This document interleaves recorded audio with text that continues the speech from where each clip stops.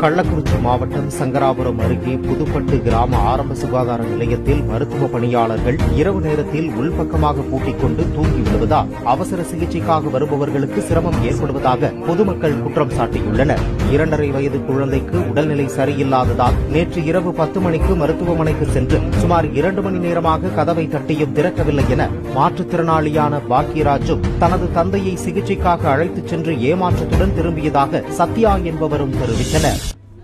எவ்வளோ நேரமாக தட்டிட்டு கிடக்கும், குழந்தைக்கு முடியலன்ட்டு தானே வரோம். சொல்லு. இந்த குழந்தைய தூக்கிக்கிட்டு நான் அம்மா கஷ்டப்பட்டு போகிறேன்.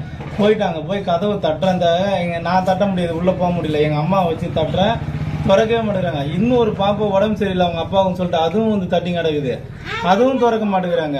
அரசு மருத்துவமனைக்கு 10 மணிலேருந்து 11 மணி வரைக்கும் ஹாஸ்பிட்டல் போயிட்டு அப்பாவுக்கு உடம்பு சரியில்லைன்னு கூட்டு போயிட்டு காமிச்சிட்டு இருந்தேன். எவ்வளோ நேரமாக கதவு தட்டுறேன், ஆனால் அவங்க கதவு திறக்கவே இல்லை. எவ்வளோ நேரமாக அக்கான்னு கூப்பிட்டு பார்த்தேன், அப்பயும் வெளியும் வரல, எதுவுமே கேட்கவும் இல்லை.